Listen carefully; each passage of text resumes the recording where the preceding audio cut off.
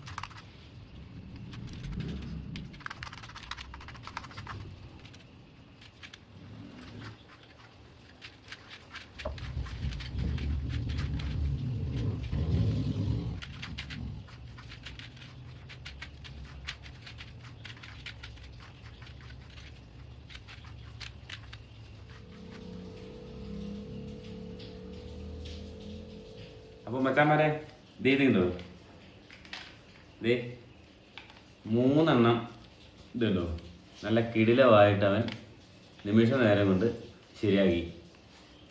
ഉണ്ടോ, നമ്മുടെ മനോജൻ്റെ മോനാണ് കേട്ടോ, നിരഞ്ജൻ മനോജ്, ചേട്ടൻ്റെ മോൻ.